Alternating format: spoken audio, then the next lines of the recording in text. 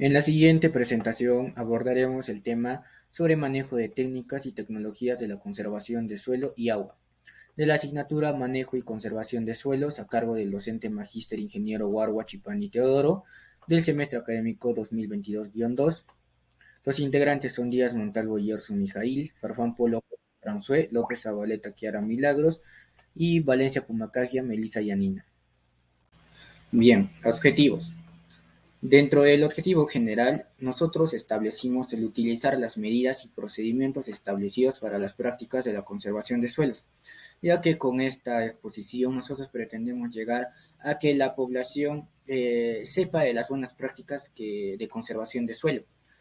Luego, los objetivos específicos. Dentro de esto establecimos estudiar sobre la construcción y el uso del nivel A. En aquí para la elaboración de zanjas de infiltración y curvas de nivel.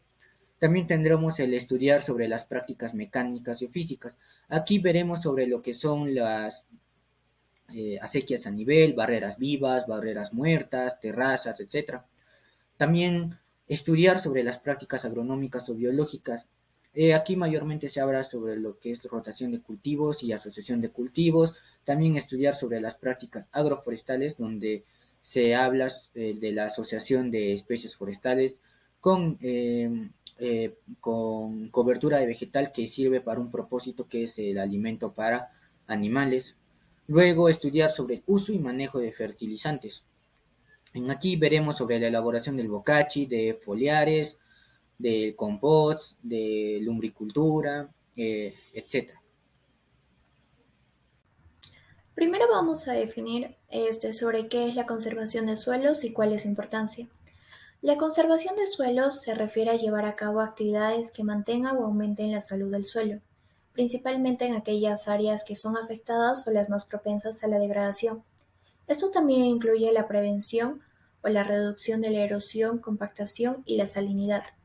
Su importancia es que este busca promover un uso sustentable del suelo, que ha surgido como una respuesta ante diversos problemas a los que se ha enfrentado la calidad y la cantidad de suelos que son aptos para el cultivo de alimentos. Es por este motivo que se debe incorporar prácticas que sean apropiadas a las condiciones biofísicas y ambientales dentro de un sistema de producción. Caracterización biofísica del área productiva. Criterios técnicos para el diagnóstico situacional. El diagnóstico permite dictaminar el estado actual de las condiciones climáticas, agroecológicas, topográficas, socioeconómicas y uso actual del suelo que tiene que ver con la producción. Si no se cuenta con la información de la finca, se corre el riesgo de tomar decisiones equivocadas para la planificación de las actividades preventivas y correctivas del deterioro de los recursos naturales. Para la realización del diagnóstico es necesario tomar en cuenta los siguientes criterios. Objetivos del productor. Controlar la erosión. La gravedad del problema de la erosión percibida por el productor y la importancia de implementar prácticas de conservación de suelo y agua, que controlen el tipo de erosión predominante en la parcela. Mejorar la conservación de la humedad en el suelo. Es importante mejorar la capacidad del suelo de infiltrar y retener la humedad y la época más crítica para hacerlo. Proteger el suelo y los cultivos contra el viento. Importancia de controlar la erosión del suelo por los vientos o de proteger los cultivos a través de cortinas rompevientos. Mejorar la fertilidad y estructura del suelo. Importancia de mejorar la fertilidad del suelo, de mejorar o mantener el nivel de materia orgánica en el suelo o de mejorar la estructura física del suelo. Contribuir al control de las malezas. Importancia de implementar prácticas de conservación de suelos y aguas que contribuyan al mismo tiempo al control de las malezas. Producir alimentos, forraje o productos forestales. La escasez de alimentos, forraje o productos forestales o energéticos, por ejemplo la leña, en la finca durante ciertas épocas del año. La importancia para el productor de que la práctica contribuya a que sus productos ayuden a superar la escasez. En fincas con un buen acceso al mercado, se analiza la oportunidad de vender estos productos. Condiciones de producción de la finca: el acceso a los insumos externos e internos, la escasez de mano de obra en la finca, tipología de productor, tenencia de la tierra y el sistema de producción. Condiciones agroecológicas de la finca o parcela. Textura del suelo. Influye en la adaptación ecológica de las prácticas biológicas de conservación de suelos y aguas, y afecta la efectividad de las obras. Se debe seleccionar las especies y variedades que se adapten a la textura del suelo en la parcela. Profundidad del suelo. La profundidad del suelo influye en la adaptación ecológica de las prácticas biológicas de conservación de suelos y aguas, y afecta en general a la efectividad de las obras de conservación de suelos y aguas. Se deben seleccionar cultivos que se adapten a la profundidad del suelo en la parcela. ya que muchos no sobreviven largas épocas secas en suelos superficiales. Drenaje de agua. En el caso de que se formen charcos de agua y el suelo quede frecuentemente saturado por varias horas o días, el suelo se considera mal drenado. El drenaje del suelo influye en la adaptación ecológica de las prácticas biológicas de conservación de suelos y aguas, y afecta en general la efectividad de las obras de conservación de suelos y aguas. En el primer caso, se trata de la selección de cultivos que se adapten a suelos con problemas de drenaje. De esta manera se evita el problema de la pudrición de las raíces. En el segundo caso se requiere la identificación de prácticas que son compatibles con la capacidad de drenaje del terreno. Presencia de piedras en la parcela. La pedregosidad se puede medir analizando el porcentaje de área cubierto por piedras. Sin embargo, en la mayoría de los casos una evaluación visual es suficiente.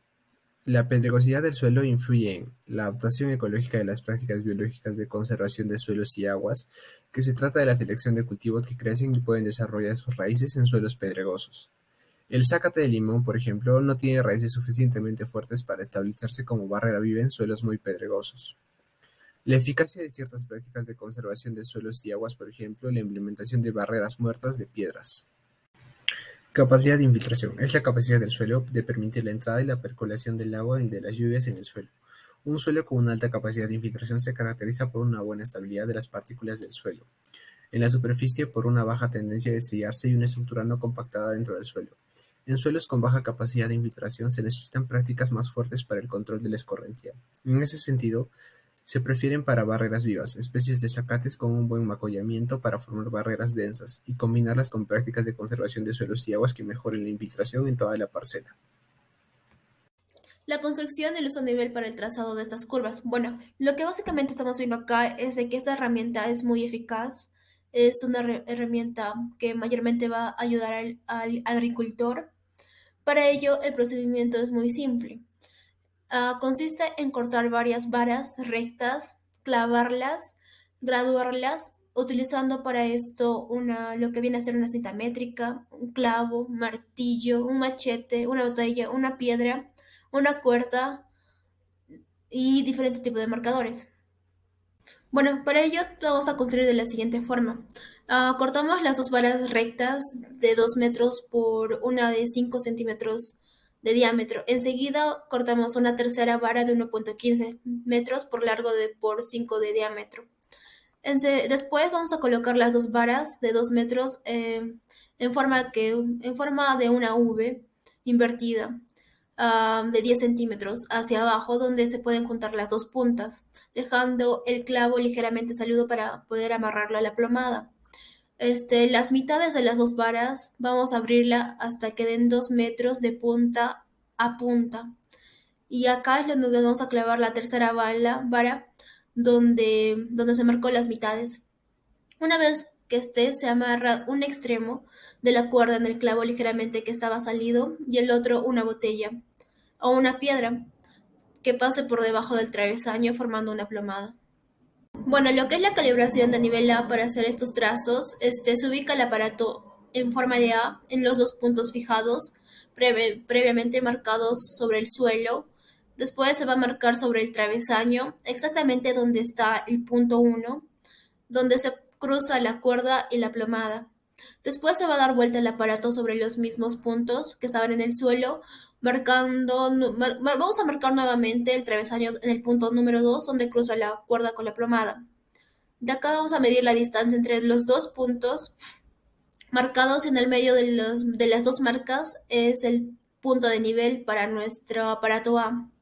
Esto va a ser nuestro punto de nivel A. La plomada tradicional de cuerda con piedra va a ser amarrada. Esta puede ser sustituida por el nivel de burbuja, que se va a obtener con mayor precisión para poder el trazado del nivel.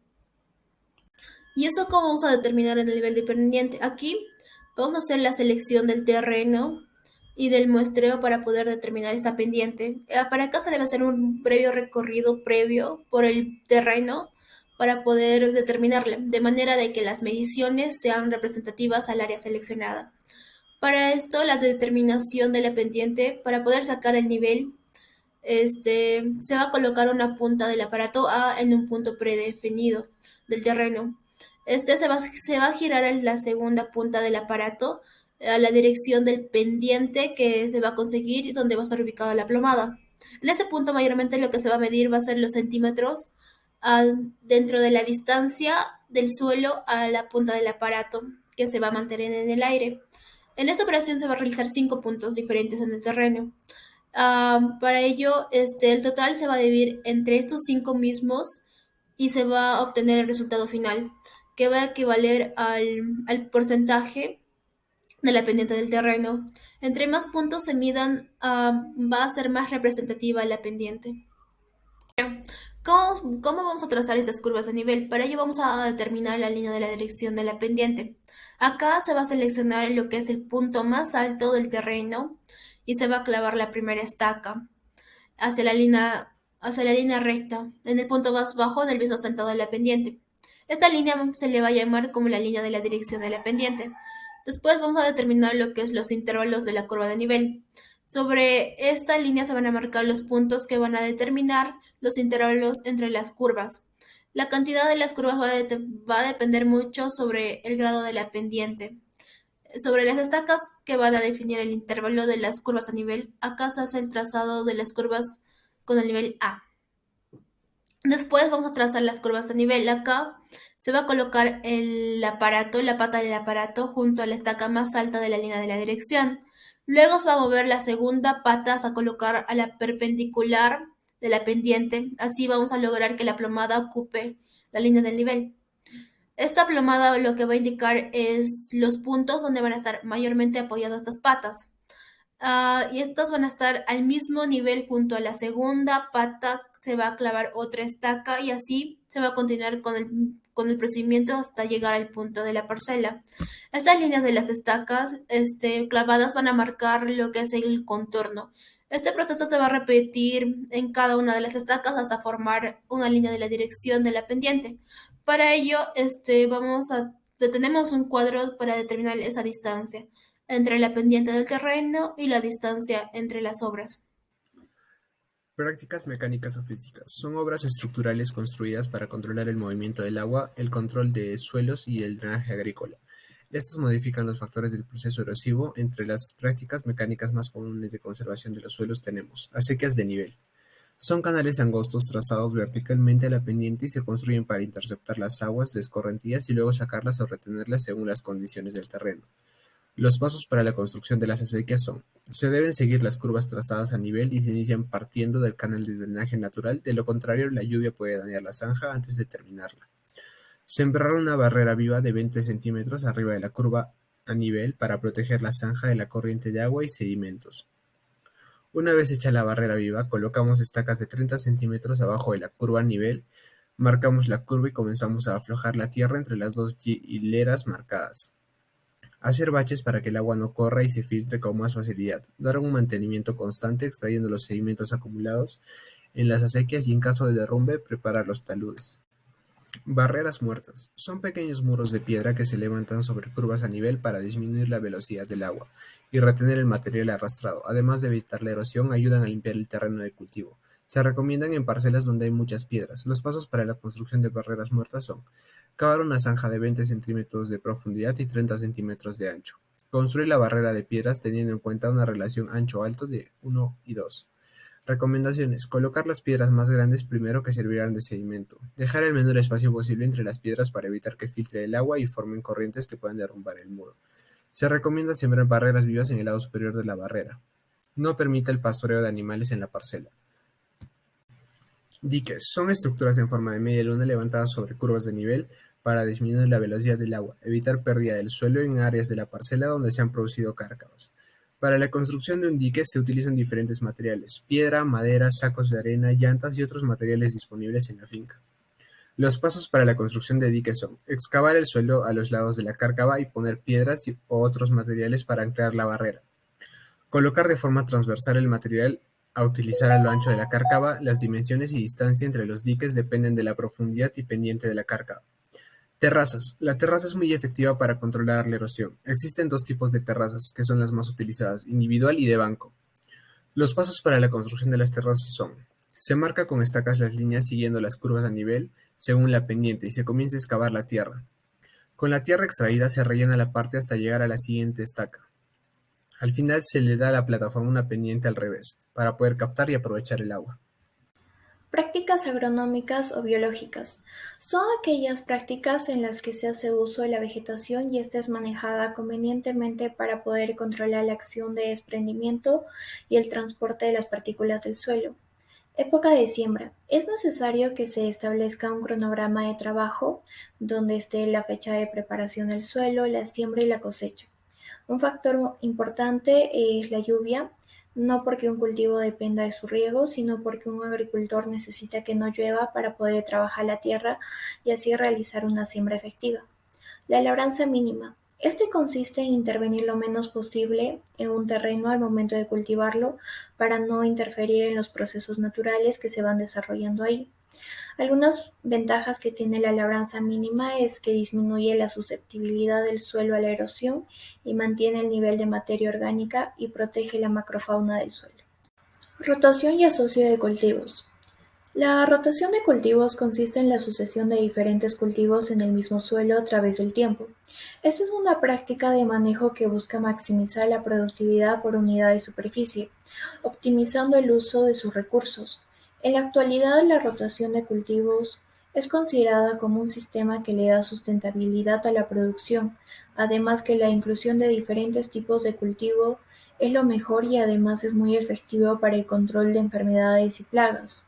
También se debe tener en cuenta que es necesario introducir una leguminosa para que pueda incorporar el nitrógeno al suelo, así como que también es importante combinar los cultivos para que se pueda evitar la competencia en su crecimiento. Intervalos de tiempo para poder sembrar en el mismo área o terreno. Se puede sembrar al mismo tiempo, en caso que se trate de cultivos como arroz, cebolla, ayote, camote, entre otros. Se requiere un año de descanso cuando se trata del maíz, repollo, lechuga, más de 2 años para el pepino, papa, frijol, entre otros, y más de 3 a 4 años de descanso si es caso del chile y más de 5 a 6 años en caso que se trate de tomate, sandía y melón. Uso de especies precoces y nativas. Existen variedades tempranas y tardías de cultivos que permiten tener prontamente una cobertura vegetal y así se reduzca la erosión de suelos e incremente el rendimiento de los cultivos. Por ejemplo, están la variedad de maíz de Catacama, el maíz de Pujahua y el olotillo. Siembras en contorno. Estos también son conocidos como siembra en contra de la pendiente o siembra atravesada a la pendiente. Esta es una práctica de conservación de suelos que consiste en preparar las hileras de cultivo en contra de la pendiente siguiendo las curvas de nivel. Así cada surco de plantas forma como un obstáculo al agua de escorrentía, evitando que ésta adquiera la velocidad y fuerza que es necesaria para generar la erosión y por ende haya un menor arrastre del suelo y de sus nutrientes. Algunas ventajas que tiene las siembras de contorno es que mantiene la fertilidad del suelo debido a que éste se lava muy poco, sirve como riego, tiene un fácil manejo y hay también un bajo costo y es de fácil construcción. Prácticas agroforestales. Sabemos que la agroforestería es una estrategia fundamental para lo que es la rehabilitación del paisaje agrícola mediante una implementación de lo que es la agricultura sustentable. Aquí esto va a interactuar como una herramienta para la diversificación simultánea y secuencial de los árboles en un sistema muy productivo. El ser humano y su ideal expansión territorial ha sido un principal actor sobre el incremento de estos problemas, ocasionando lo que es el cambio climático, ya que al destruir los bosques para el uso agrícola o pecuario o una vivienda ha provocado el desequilibrio de los diversos ecosistemas. Lo que es los sistemas agroforestales es una disciplina agronómica que va a proporcionar entre diferentes opciones de cómo poder utilizar lo que es la tierra. Esto a su vez va a implicar una combinación de las especies arbóreas o arbustos entre arbustos y árboles, ¿no? En un tiempo y espacio con los cultivos agrícolas y animales que va a procurar lo que es la mayor sostenibilidad. Para esto tenemos la clasificación de los agroforestales. Estos sistemas se pueden clasificar en tres diferentes sistemas que a su vez van a determinar lo que son los componentes que lo conforman y a la distribución implementado entre el espacio y tiempo. Tenemos lo que es el cultivo agrícolas. Estos están asociados a los árboles y a los cultivos. Y es un sistema silvoagrícola, ¿no? La forestería. Esto está asociado a lo que son a los árboles también y a los cultivos agrícolas y a la ganadería, entre los sistemas agrosilvopastoriles. Y la ganadería está asociada a lo que es a los árboles, asociado con la ganadería, y estos son entre los sistemas silvopastoriles también. Bien, tenemos lo que es el uso y manejo de fertilizantes. Dentro de ello existen dos tipos de fertilizantes. Tenemos los inorgánicos y los orgánicos. Dentro de los inorgánicos, estos son abonos adquiridos a partir de minerales y rocas que han pasado por procesos industriales. Como podemos observar en la figura del saco de abono, que es el urea, este es un fertilizante sintético o inorgánico porque ha sido adquirido a través de combustibles fósiles y aire de la atmósfera para su producción. Eso no quiere decir que ha pasado por distintos procesos industriales. También tenemos el saco de abajo, que es más conocido como el 2020, que es usado en mayor parte de producciones, que tiene un 20% de nitrógeno, 20% de fósforo y 20% de potasio. Bien, también estos fertilizantes son adquiridos a partir de la minería, como lo que son el fosfato, los fosfatos, el calcio, el zinc y el potasio. Tenemos las principales ventajas que han hecho popular la fertilización mineral o inorgánica. Estos son alta concentración. Esto es un beneficio ya que al tener una alta concentración lo que significa es que se va a tener que aplicar al suelo en bajas proporciones. Entonces esto significa un ahorro de dinero. También tenemos un contenido específico. Cuando nosotros hacemos un análisis de nuestro suelo y sabemos qué nutriente es el que padece, entonces nosotros podemos aplicar un elemento o un nutriente específico al suelo a partir de su análisis, y eso también es una ventaja de los fertilizantes inorgánicos o sintéticos. También tenemos la alta disponibilidad, ya que estos abonos están directamente disponibles a las raíces de las plantas, no necesitan de procesos como la mineralización para su disponibilidad de las plantas. También es de fácil manejo y de versatilidad, ya que podemos combinar diferentes tipos de abonos en proporciones indicadas según sean necesarias para el crecimiento de la planta, ¿no? Luego tenemos los fertilizantes orgánicos, que es un conjunto de materia orgánica descompuesta que proviene del estiércol de animales, restos de vegetales, árboles, cultivos, malezas, restos de cocina u otra fuente orgánica y natural que se puede encontrar en cada finca y lugar con bajo costo. Dentro de la elaboración de abonos orgánicos existen diversos factores que intervienen en el procesamiento de estos fertilizantes, como por ejemplo la temperatura, que la temperatura óptima para la actividad de los microorganismos es de 25 a 27 grados y la temperatura de la mezcla de materiales orgánicos es de 50 a 60. Entonces, cuando nosotros tenemos bajas temperaturas, el proceso de descomposición de la materia orgánica es muy lenta. En cambio, cuando ya también tenemos temperaturas extremadamente elevadas, existe la lixiviación del nitrógeno y por ende nuestro resultado final, que es el abono alto, rico en nutrientes que queremos obtener, va a ser pobre y en bajos porcentajes de nitrógeno, ya que este está lixiviado. En segundo lugar tenemos la humedad, que la humedad óptima para el proceso del abono es de 50 a 60% en relación con el peso de la mezcla. Cuando tenemos un abono seco, no existe actividad microbiana o es muy lenta. Cuando tenemos ya también el abono que está muy húmedo, este produce lo que es la putrefacción, por ende no va a servir nuestro abono. También tenemos lo que es la relación de carbono-nitrógeno. Esta relación se debe mantener entre 25 a 30 partes de carbono por parte de nitrógeno para tener un buen compostaje, ya que gracias a esta relación es que el crecimiento microbiano se acelera y por ende la reproducción y también en consecuencia nuestro proceso de compostaje va a ser más rápido, ¿no? Y de mejor manera. Luego tenemos el pH, que el nivel de acidez más conveniente para los microorganismos del suelo esté entre los 5.5 a 7.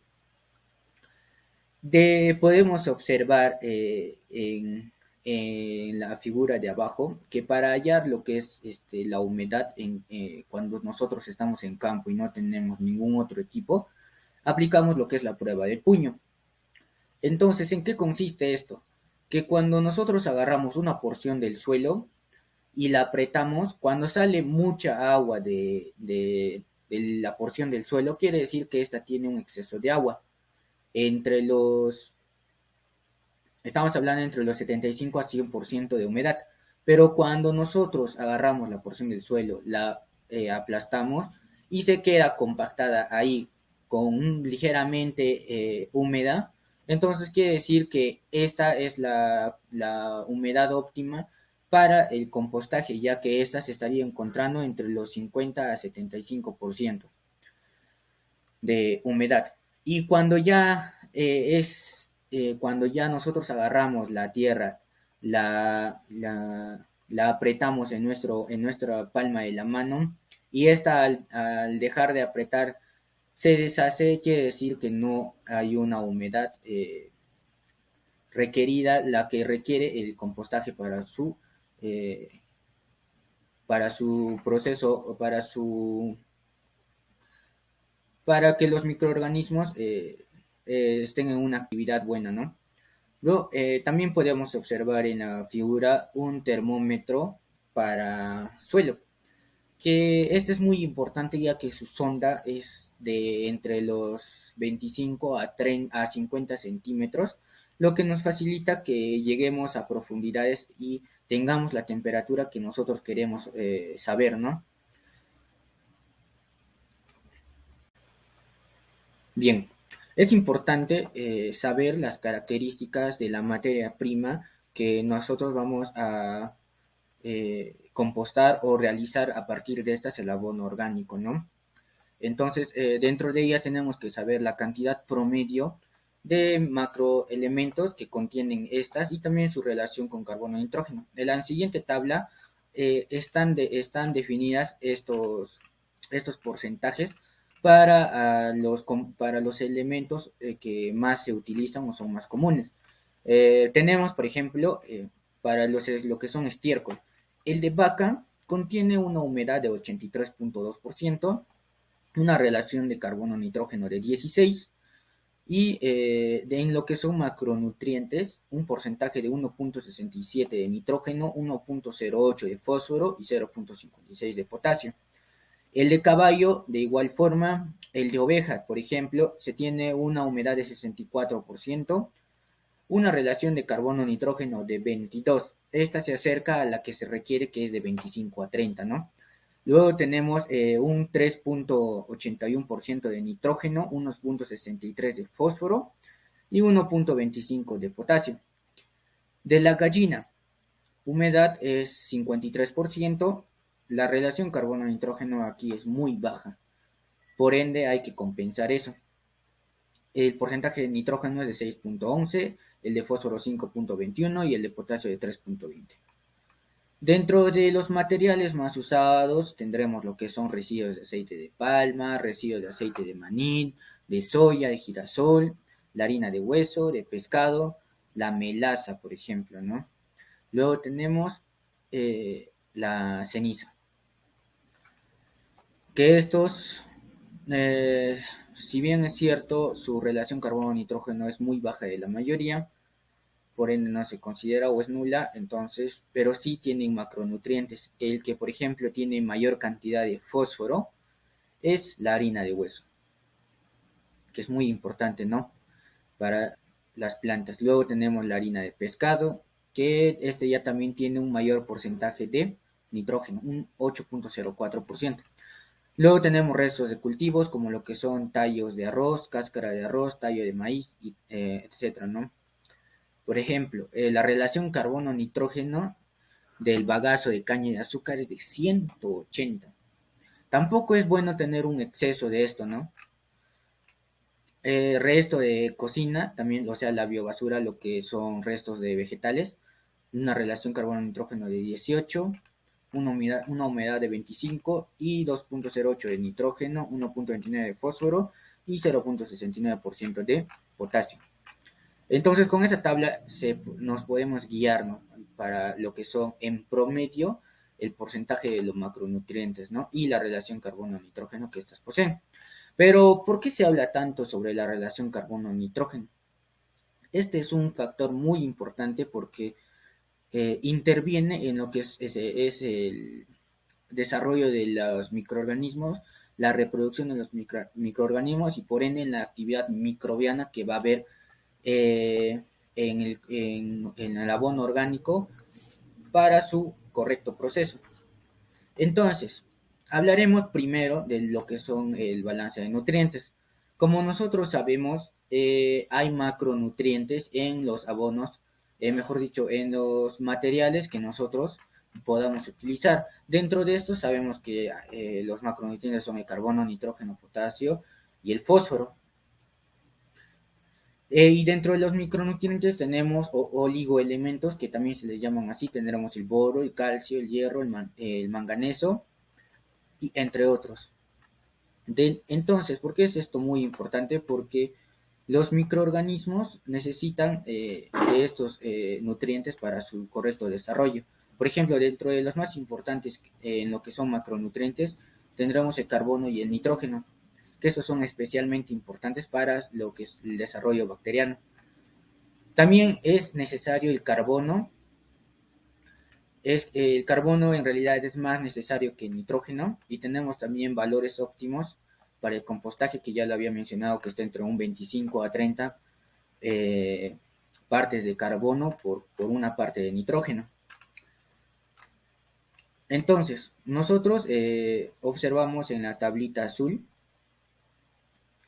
que la importancia de carbono. El carbono es la que nos da la fuente de energía para los microorganismos. Cuando el carbono es muy elevado, el proceso es lento. Pero cuando el carbono es demasiado bajo, no se inicia el proceso.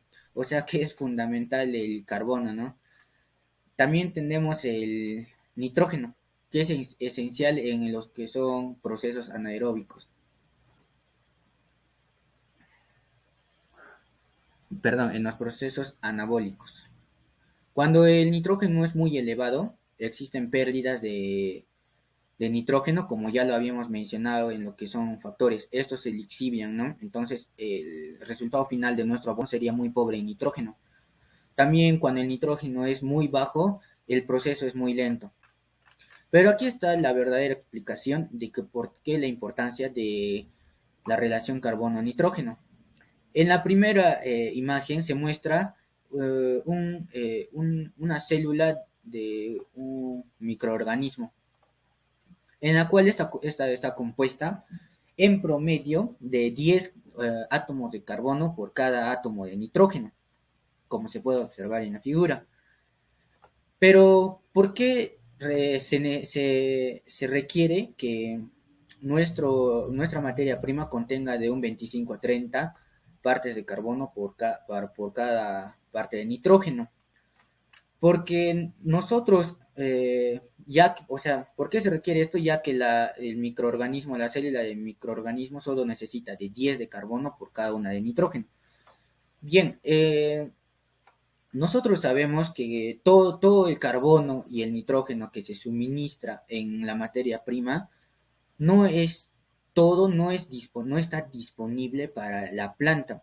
Entonces, es por ello que al menos 8 átomos de carbono o 10 átomos de carbono van a estar disponibles para el microorganismo. Entonces, estas van a realizar su actividad microbiana con una buena eficiencia. Pero si nosotros le damos de los 25 a 30 que se requiere una menor cantidad, sale en nuestro análisis y aún así ponemos, entonces no se sabe y, o sea, sería muy pocas las probabilidades de que el microorganismo llegue a asimilar todo, o sea, los 8 o 10 átomos de carbono que necesitan, ¿no? Es por ello que al menos la tercera parte de lo que se requiere va a ser requerida por los microorganismos. Es por ello que la concentración necesaria es que la relación necesaria es de 25 a 30 átomos de carbono por cada átomo de nitrógeno.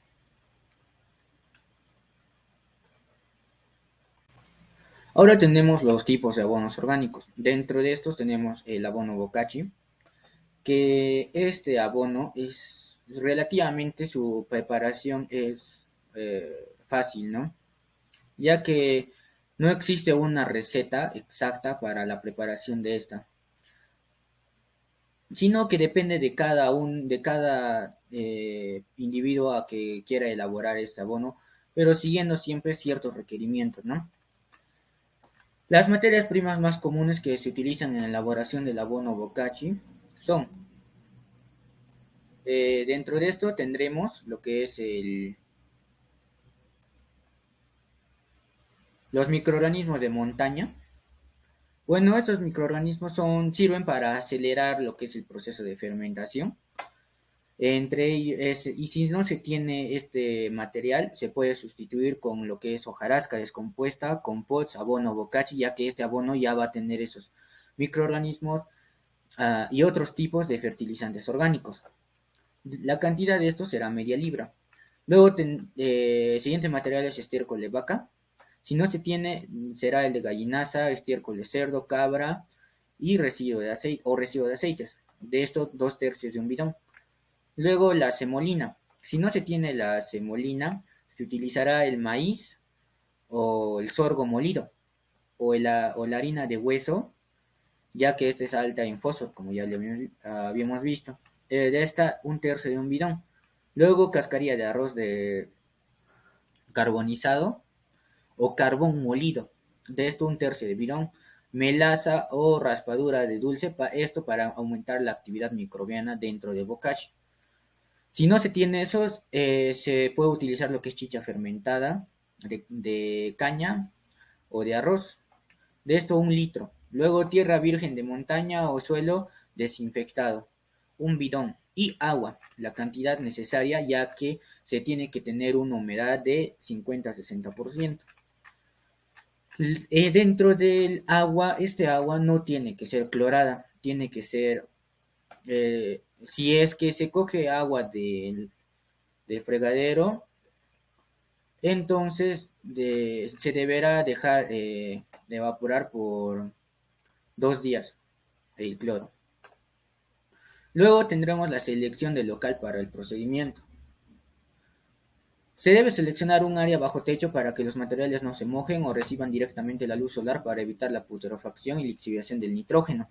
Claro, porque estos al estar en los sacos ya embolsados, van a llegar también, va a seguir esto en un proceso de fermentación, por ende van a llegar a altas temperaturas y más la luz solar, podría llegar a más de los 60 grados, entonces se produciría la lixiviación del nitrógeno, ¿no? Y si le cae la lluvia, se podría podrir por exceso de humedad. Luego tenemos el procedimiento para la elaboración del abono Boccacci. Todo esto ya les he dicho que no tiene una receta exacta y todo depende de cada uno. Sin embargo, es recomendable ponerlo en capas cada elemento según a su granulometría, desde el más grande hasta el más fino. Entonces, primero tendremos disolver 1 litro de melaza en 10 litros de agua.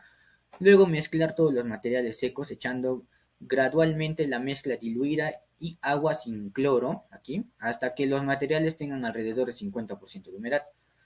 Hacer un montículo de 50 centímetros de altura con los materiales mezclados y cubrirlo con un material que permita que el aire se filtre y mantenga la temperatura. Por ejemplo, un saco abierto que tendrá una temperatura óptima de los materiales de 40 a 60 grados centígrados. Además, evitar el ataque de plagas, por ejemplo, las moscas.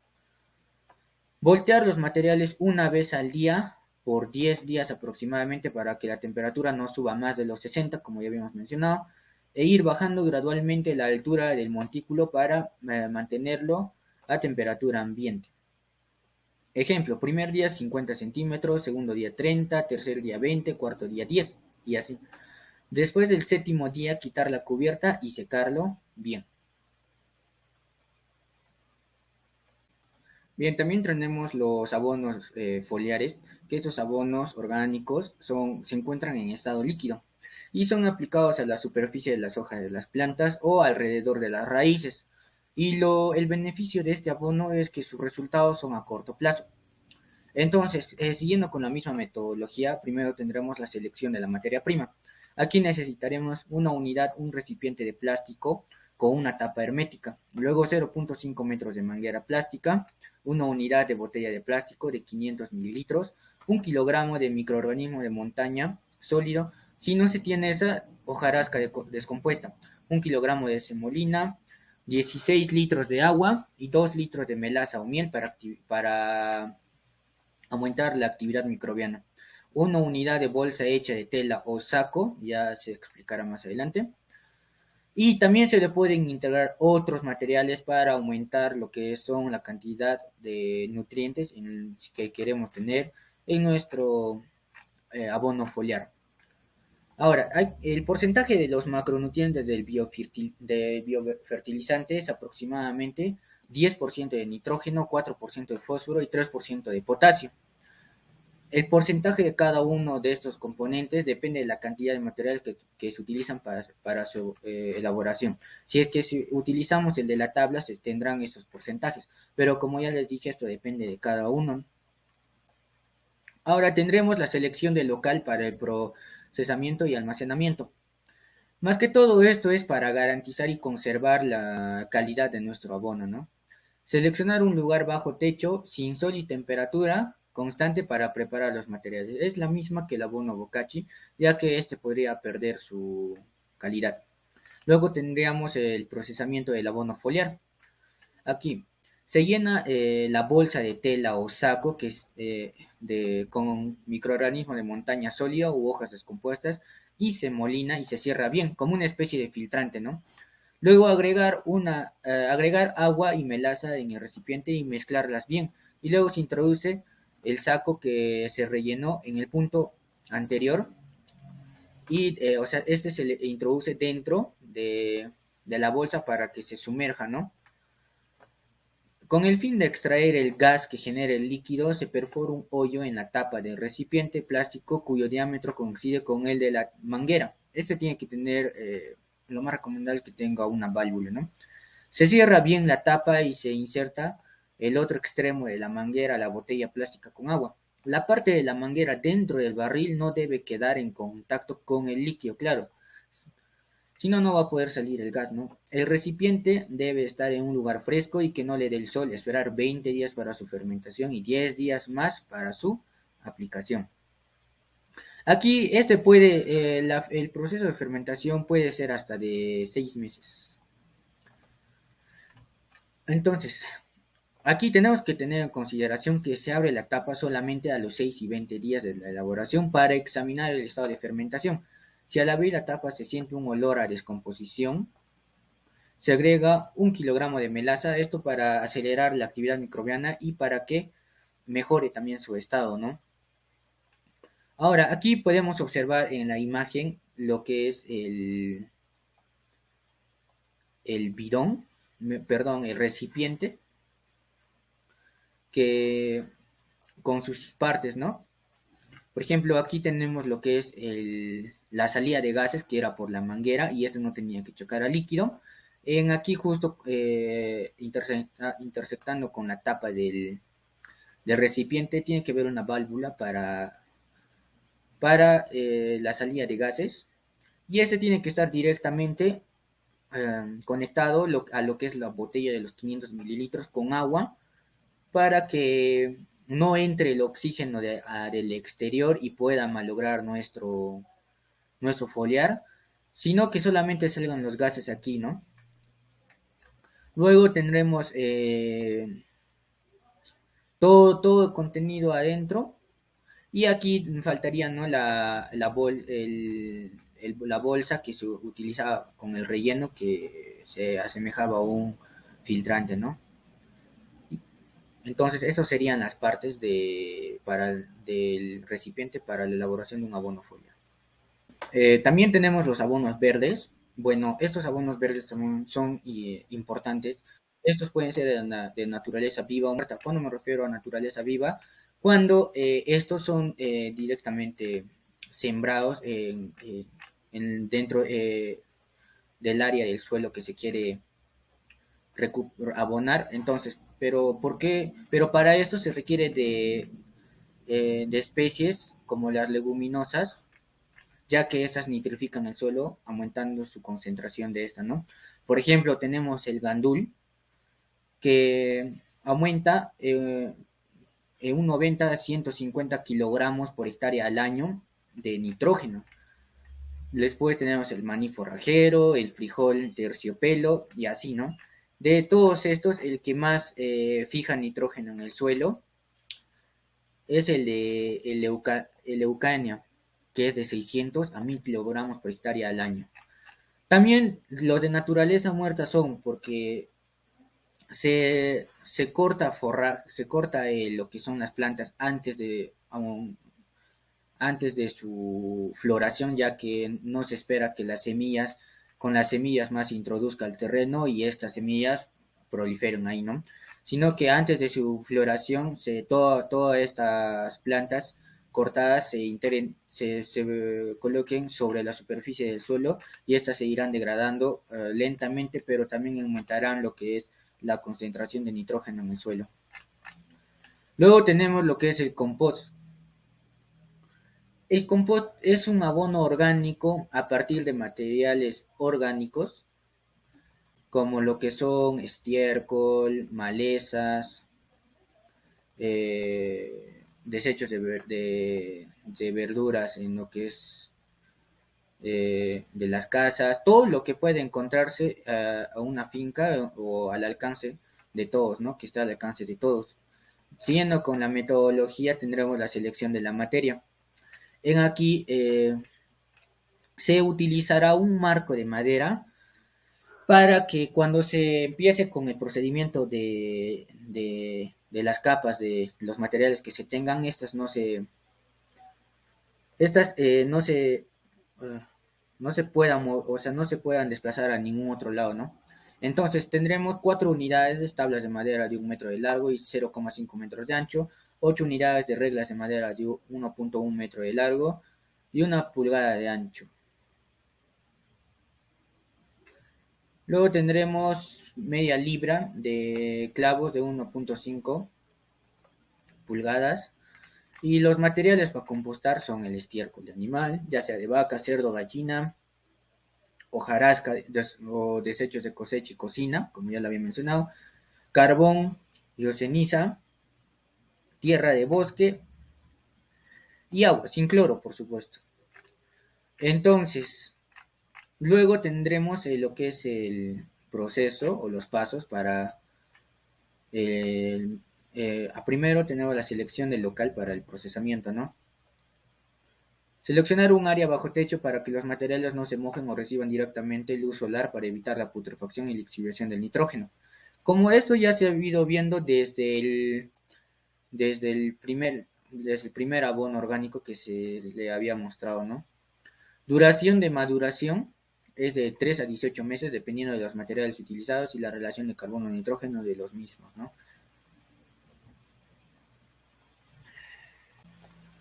Seguidamente tenemos el proceso de compost, que primero es poner una capa de tierra como base para absorber los minerales que salgan de los otros materiales.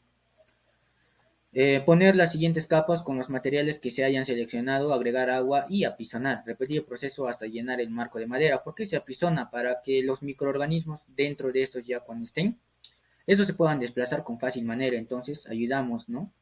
Después levantar el marco de la madera para seguir añadiendo los materiales. La última capa debe ser tierra de la que ayudará a impulsar la descomposición.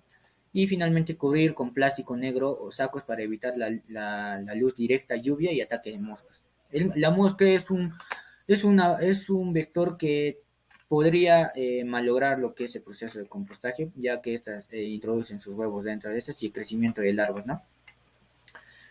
Las capas son como se observan aquí en la figura. Ya sabíamos que en la primera capa era tierra y en la última tierra, ¿no? Y las siguientes, como se observan en la figura. Se repite el proceso una vez, hasta 2 veces, una vez que ya se haya terminado. Luego levantamos el marco. Como se observa, esto era para que no se desplacen los materiales hacia los rincones o hacia los costados, y se tapa con los plásticos que ya se había mencionado. Pero ¿por qué es importante el volteo? El volteo es importante porque sin este, nuestro compostaje se malograría o sería muy pobre, ya que en la primera etapa de volteo, el, el compost al interior va a llegar hasta podría llegar a más de los 60 grados, ¿no? Por eso es importante estar monitoreando con un termómetro de suelo la temperatura de esto. Una vez que quiera superar los 60, se hace el volteo. Y cuando se hace el volteo, aparte de oxigenar dentro del compost, hace que disminuya la temperatura a 60 grados. Y así se sigue con el proceso de volteo. Y cuando nos damos cuenta que nuestro compostaje ya está por terminar su proceso, es que cuando la temperatura va disminuyendo y al final tiene que llegar hasta los 25 grados. Nuestro compost, una vez que haya llegado a los 25 grados, quiere decir que ya está listo para ser introducido al campo, ¿no?